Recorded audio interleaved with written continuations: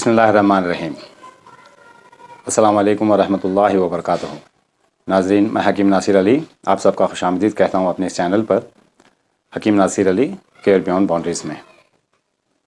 आज का हमारा मौजू है मुवक्किल। मुवक्किल क्या है, किसे मुवक्किल कहते हैं। मौजू शुरू करने से पहले लेकिन मैं थोड़ी मुख्तसर सी बात फ़रिश्तों के मुतालिक करना चाहूँगा। मुवक्किल की बात करते हैं तो फ़रिश्तों की बात करना बहुत ज़रूरी है।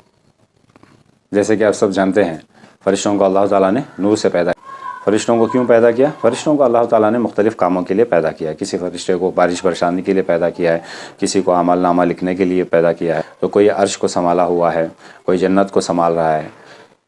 तो अल्लाह ताला ने मुख्तलिफ़ कामों के लिए फ़रिश्तों को पैदा किया है। जैसे कि कुरान की हिफाजत के लिए भी फ़रिश्तों को पैदा किया गया है।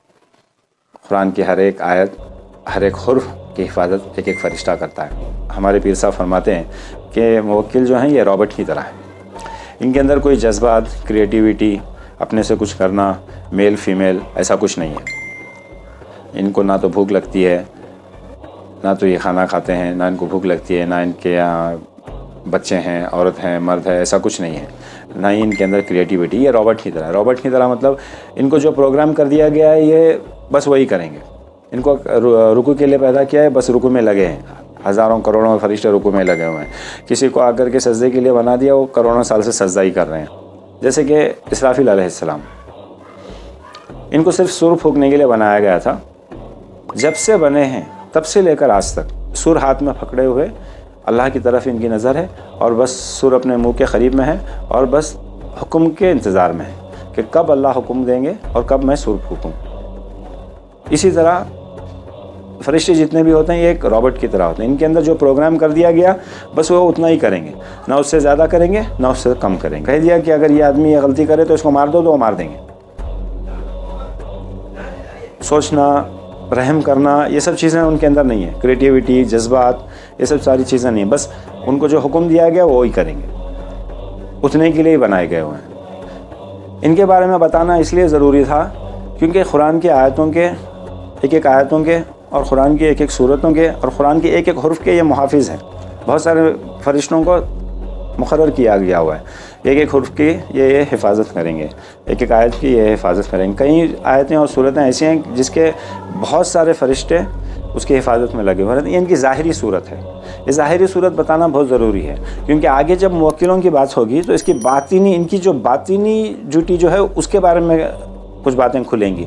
तो इसलिए इनके बारे में ये बताना ज़रूरी था कि अल्लाह ताला ने फ़रिश्तों को नूर से पैदा किया है और इनको मखसूस काम के लिए बनाया गया। ये चीज़ें इंसान की ज़िंदगी के अंदर थोड़ा ख़तरनाक होती हैं क्योंकि इंसान से जब डील होती है तो इंसान के अंदर, जैसे अल्लाह से जब डायरेक्ट डीलिंग होती है तो अल्लाह को पता है इंसान कैसा है।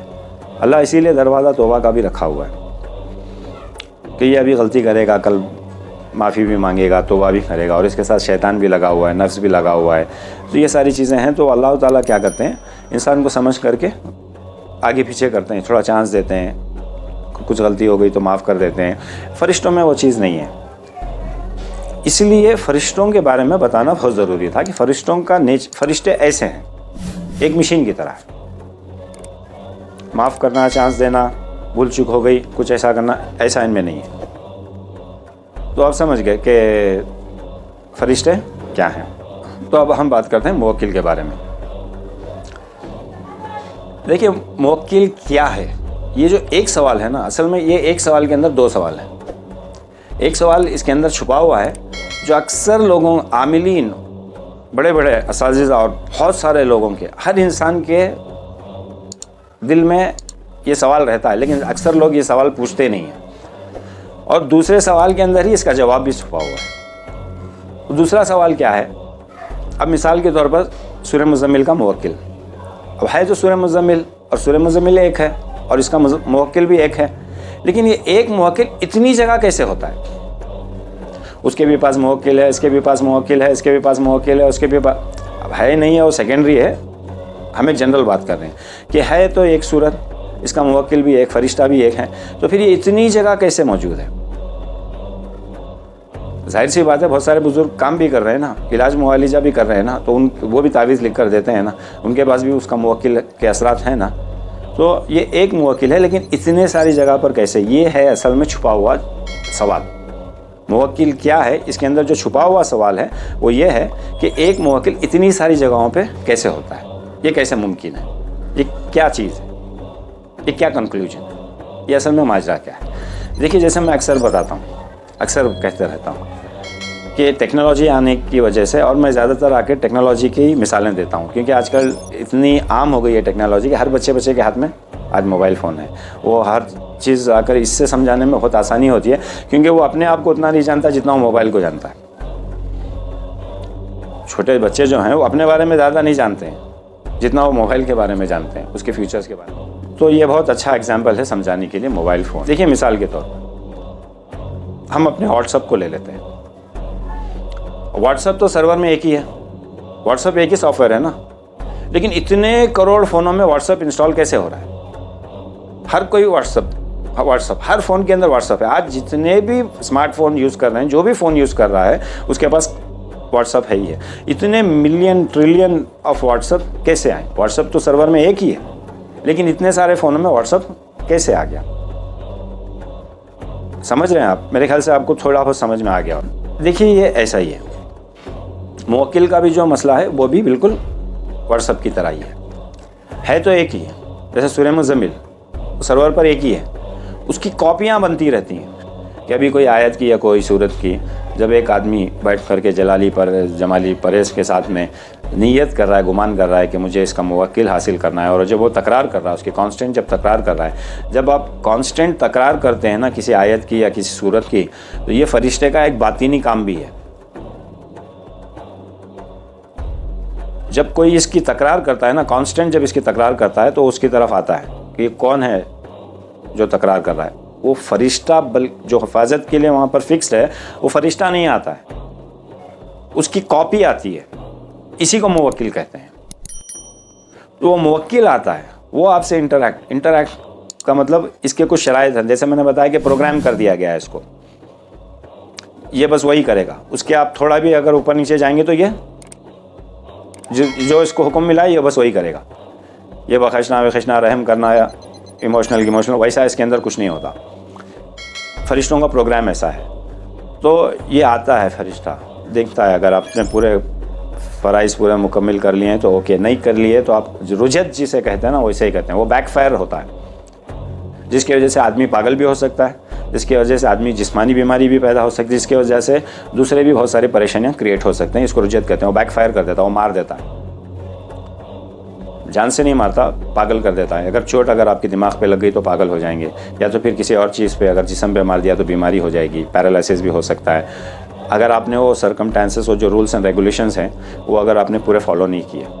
जब ये कॉपी उसकी आती है तो उसके अंदर ये प्रोग्राम है कि एक आदमी अगर कांस्टेंट इसकी तकरार कर रहा है इन सारे फॉर्मेलिटीज़ के साथ में, तो उसकी क्या बात है तुम सुन सकते हो और वो फॉलो भी कर सकते हैं। शरयन जायज़ जो काम है वो करेगा। तो वो टर्म्स एंड कंडीशंस पे जब आप परफेक्ट हो जाते हैं तो वो जो आपके पास आता है ना, वो आकर के मुवक्किल है। वो फरिश्ता नहीं आता है, मुवक्किल, उसकी कॉपी आती है। जैसे व्हाट्सएप सर्वर पर ही है, व्हाट्सएप नहीं आ रहा है, ये व्हाट्सएप की कॉपी है जो आपके फ़ोन में है। आप यहाँ से इंस्टॉल कर रहे हैं, अनइंस्टॉल कर रहे हैं, लेकिन दूसरे फ़ोनों में वो इंस्टॉल हो रहा है, अनइंस्टॉल हो रहा है, प्ले हो रहा है, काम कर रहा है, सब सारे फीचर्स उसके काम कर रहे हैं। तो ये कॉपी है, ओरिजिनल जो है वो सर्वर में ही रहेगा। इसी तरह अब ये फरिश्ते का जो मुवक्किल आ रहा है ये कॉपी है, मुवक्किल जो है ये कॉपी है, ओरिजिनल वो वहीं रहेगा।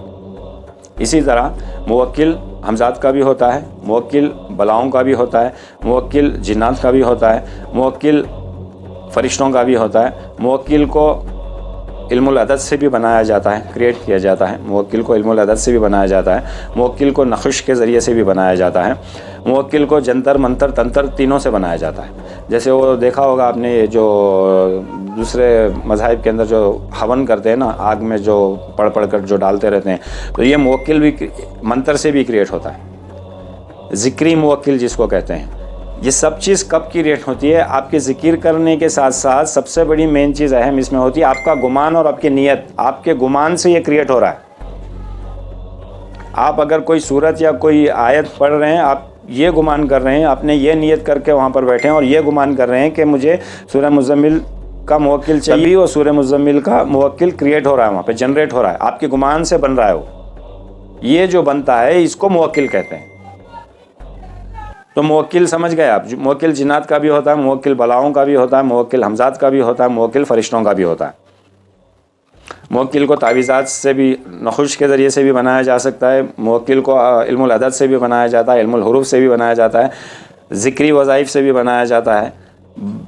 किसी जगह पर के गुमान से, सिर्फ तवज्जो से मुवक्किल को क्रिएट करते हैं। अगर उसका विल पावर उतना स्ट्रांग है आदमी का, जैसे मैंने बताया नुक्ता बीनी, हफ्से दम, इससे सारी चीज़ों से क्या होता है, आपका विल पावर स्ट्रांग होता है, आपकी तवज्जो स्ट्रांग होती है, आपकी कॉन्शियस लेवल स्ट्रांग होती है, आपका नीयत एकदम परफेक्ट होती है।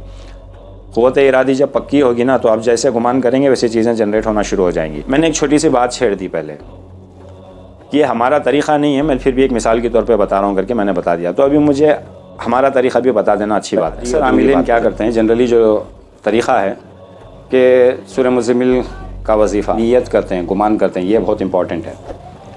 अल्लाह ताला कह रहा मैं आपके गुमान के मुताबिक फ़ैसले कर रहा हूँ। इसीलिए हमने शुरुआत में जो मश्क़ दी हुई है वो नियतों को और गुमान को और अपने क़ुव्वत इरादी को, तवज्जो को, फोकस को परफेक्ट करने के लिए दिए हैं। क्योंकि जब तक आपकी नीयत, ये सारी चीज़ें परफेक्ट नहीं होगी, आपकी क़ुव्वत इरादी पक्की, आपका फोकस, कंसंट्रेशन, आपकी नीयत सही नहीं होगी, आप कुछ भी पढ़ने का सवाब तो आपको मिलेगा, लेकिन उसके जो मेन जो अजाइबात हैं, जो मेन जो उसके फ़यूज़ात हैं, वो हासिल नहीं होंगी।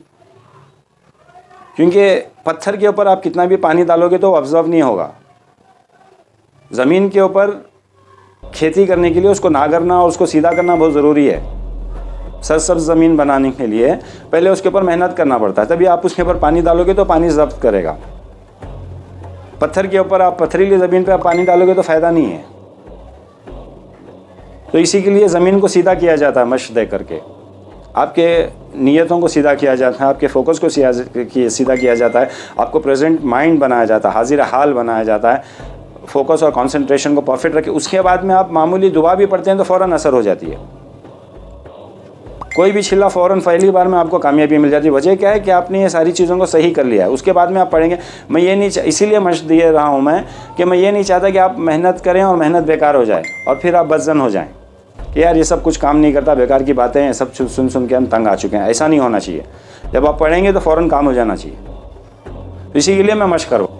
आमिलीन जब छिल्ला कशी करते हैं तो वो लोग फ़िक्स कर लेते हैं कि 40 दिन मुझे बैठना है 121 की आदत में, जलाली जमाली परस के साथ में वो पढ़ते हैं।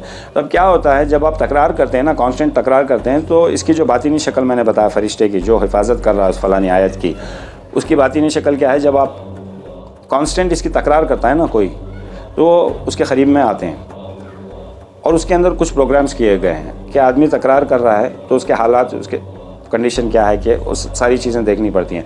जैसे परहेज़ में बराबर है क्या, सही तरीक़े से पढ़ रहा है क्या, और बखूर वखूर सभी है क्या, सारी बहुत सारी फ़राइज़ रहते हैं उसके अंदर। ये सारी कंडीशन सही है क्या नहीं देखता है। अगर आप पढ़ने में कुछ गलती कर रहे हैं या नापाकी की हालत है या गंदगी की हालत है, ऐसा कुछ हो गया तो रुजत कहते हैं जिसको, बैक फायरिंग जिसको कहते हैं, वो मार कर चला जाएगा। यानी इससे आदमी पागल भी हो सकता है, बीमार भी हो सकता है और बेकार की दूसरी परेशानियाँ भी एरप्ट हो सकती हैं। जैसे घरेलू लड़ाइयाँ, मियाँ बीवी के अंदर लड़ाई, परेशानी, रिस्क में तंगी, नई सो बहुत सारे प्रॉब्लम्स क्रिएट हो जाते हैं। इसको रुजत कहते हैं। ये रुजत, हालांकि ज़्यादातर आमिलीन गौर भी नहीं करते हैं उस तरफ कि जो पढ़ने के लिए बैठते हैं उसके अंदर कुछ कमी हो गई रहती है, जिसकी वजह से ये सारे नुकसान हो गए रहते हैं। तो इन सारी चीज़ों से बचाने के लिए हमारे मशाइख क्या करते हैं, एक ही बात है हमारे अंदर, सीधी सीधी बात। पहले तो वज़ाइफ देते हैं, वज़ाइफ देने के बाद में बोलते हैं सिर्फ़ एक ही नीयत होनी चाहिए, अल्लाह को राज़ी करने के लिए पढ़ रहा हूँ बस, और पढ़ते जाओ। तो अब क्या होता है, जब देखिए इसमें एक बात क्या होती है कि किसी बुज़ुर्ग को आकर के 3 दिन में कामयाबी, ये सेकंड पॉइंट भी है साइमल्टेनियसली, मैं ये भी समझा दे रहा हूँ आपको साथ में, ताकि ये भी बात क्लियर हो जाए। देखिए किसी को अगर 3 दिन में कामयाबी मिल जाती है, किसी को 11 दिन में कामयाबी मिल जाती है, किसी को 40 दिन में कामयाबी मिल जाती है। वजह क्या है, कोई नेक बुज़ुर्ग रहते हैं, मुत्तक़ी रहते हैं, परहेज़गार रहते हैं, जिनके अंदर सारी सलाहियतें रहती हैं, तो अल्लाह ताला उनको क्या करता है, 3 दिन में कामयाबी दे देता है। किसी को 11 दिन में, किसी को 40 दिन में, किसी को 5-5 छिल्ले लग जाते हैं, 10-10 छिल्ले लग जाते हैं एक वजीफ़े के लिए। होता है ऐसा बहुत बार। तो वो होता इसलिए है कि अल्लाह ताला को पता है हमारे बारे में, अल्लाह हमारे बारे में पूरा जानता है, सब कुछ जानता है। तो अल्लाह ताला क्या करते हैं, हमारी सलाहियतों को देखते हैं। अगर हमारे अंदर कोई प्रॉब्लम है, कोई कमी है, तो अल्लाह उसको रेक्टिफाई करते हैं, उसको सीधा कर देते हैं। सीधा करने के बाद में ऐसा नहीं है कि जब हम पढ़ते रहते हैं तो हमारे सामने नहीं आते रहते हैं। मुवक्किल वकील ये वो सब जो हैं वो आते रहते हैं, जाते रहते हैं। हमें बस एक ही बात हुक्म दिया रहता है कि तुम्हारी नीयत सिर्फ इतनी है कि तुमको अल्लाह को राज़ी करने के लिए पढ़ना है। तो हम पढ़ते रहते हैं, वो आते रहते हैं। एक वक्त ऐसा आता है कि वो आते ही नहीं है, तंग होकर चले जाते हैं। हम अपना बस पढ़ते रहते हैं। तो एक वक्त ऐसा आता है, अल्लाह ताला हमारे अंदर वो सलाहियतें पैदा करके हमें रेडी करके उसके बाद में अल्लाह ताला अता कर देते हैं आपको। वो आकर के अनकंडीशनल होता है, वो विदाउट एनी कंडीशन आपके पास आता है, अनकंडीशन आता है और मौत तक साथ में रहेगा। असल में होता क्या है, देखिए अब फॉर एग्ज़ाम्पल अब फ़ोन है, फ़ोन के अंदर व्हाट्सअप है, आप व्हाट्सअप को हासिल करने की कोशिश कर रहे हैं, तो व्हाट्सअप आकर के आप इंस्टॉल भी करते हैं तो सेपरेटली इंस्टॉल होता है। लेकिन जब अल्लाह की तरफ से मिलता है तो ये क्या होता है, आपके सॉफ्टवेयर के साथ में मर्ज हो जाता है। यानी अगर आप सूरह मुज़म्मिल की तकरार कर रहे हैं अपने बुज़ुर्गों के तरीक़े पर, बताए हुए तरीक़े पर, जब पढ़ रहे हैं तो एक वक्त ऐसा आता है कि सूरह मुज़म्मिल के जो फ़यूज़ात रहते हैं वो सारे के सारे आपके रूहानियत में आपकी रूह में मर्ज हो जाते हैं। यानी आप और वो जो सलाहियतें वो आपके अंदर मर्ज हो जाती हैं, आपके अंदर मिक्स हो जाती हैं। जैसे एक गिलास पानी है, आप शक्कर सेपरेट रखे हुए और शक्कर आप सेपरेट खाने की कोशिश कर रहे हैं, अल्लाह की तरफ से जब आता है तो वो जो पानी है, जो रूह है ना, इसके अंदर ये शक्कर मिक्स हो जाती है। मतलब सूरह मुज़म्मिल की रूहानियत आपकी रूह में मिक्स हो जाती है, मर्ज हो जाती है। ये कोई एक्स्ट्रा पावर नहीं होता, ये आपका ही पावर होता है, ये आपके मौत तक आपके साथ में रहेगी। ये हमारे बुज़ुर्गों का तरीक़ा है, इस ढंग से करवाते हैं काम। तो मैं आगे जब असबाब शुरू करूँगा तो इंशाल्लाह मैं आकर इसकी और बहुत सारी तफसीलें खोलूँगा, बहुत सारे राज़ें खोलूँगा। तो ये जो होते हैं ये एकदम हाईली पावरफुल होते हैं, इस किस्म के आमिलीन। इनके अंदर कोई मुवक्किल आकर बोलने की ज़रूरत नहीं पड़ती है, ये बातें सारी इनके अंदर से आती हैं, क्योंकि इनकी रूह में मर्ज हो चुके होते हैं। वो सारे वज़ाइफ जो एक किए हुए रहते हैं ना, ये सारे वज़ाइफ इनके रूह के अंदर मर्ज हो गए रहते हैं, ये पूरा एक हो गए रहते हैं, ये सेपरेट नहीं होते। जैसे अगर ये मिल भी गया मुवक्किल तो कितने दिन रहेगा गारंटी नहीं है। जैसे आपसे कोई गलती हो गई है, फिर छूट के फिर थप्पड़ मार के चला जाएगा, ये टेम्पररी होता है। तो 40 दिन किसी थोड़े दिन के लिए आता है, लेकिन ये जो अल्लाह की तरफ से जो आता है ना, ये परमानेंट होता है मौत तक और अनकंडीशनल होता है। आ रही है ना बात समझ में? तो ये असल हमारे बुज़ुर्गों का तरीक़ा है। तो मैंने थोड़ी सी तफसील बताना ज़रूरी समझा तो मैं बता दी, क्योंकि बात छिड़ चुकी थी वहाँ पर, तो इसके बारे में बताना बहुत ज़रूरी समझा मैंने। अगला सेशन जो हमारा होगा इसमें बहुत सारे राज़ें खुलेंगी।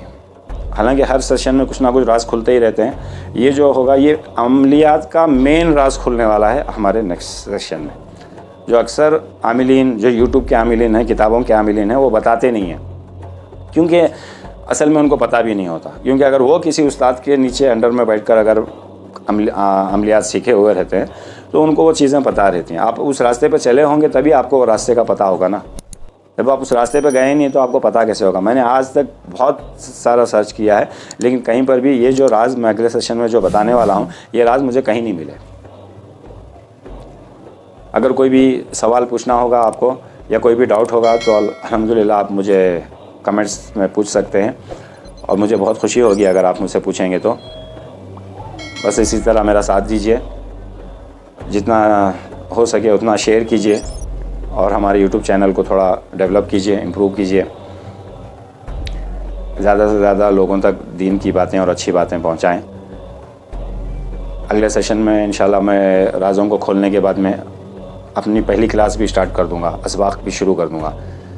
मुझे उम्मीद है कि जो लोग हमारे साथ जुड़े हुए हैं वो लोग मशक़ कर रहे हैं। देखिए, नुक्ता बीनी और हब्से दम, ये जो ऐसी मशक़ है, ये इसमें आपको पक्का आमिल बनने के लिए करना करके ज़रूरी नहीं है, हर इंसान को करना बहुत ज़रूरी है, ताकि आप अपनी फील्ड में कामयाब हो। Best doctor, best engineer, best professor, यानी अपना 100% परफॉर्मेंस दे सकें आप। एक बेहतरीन बीवी, एक बेहतरीन शौहर, एक बेहतरीन बाप, एक अच्छा स्टूडेंट, ये बनने के लिए हमें हाजिर हाल होना बहुत ज़रूरी है। कॉन्सेंट्रेशन की बहुत ज़रूरत है, फोकस की बहुत ज़रूरत है।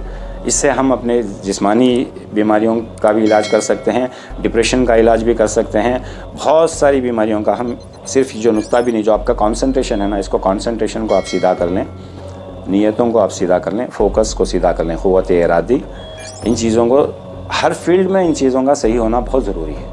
प्लीज़ अल्लाह के लिए आप बात को समझें।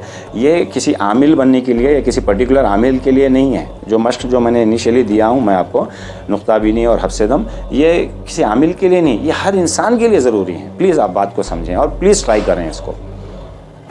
एटलीस्ट आकर के दिन में अपने 20 मिनट निकालें और इसको प्रैक्टिस करें।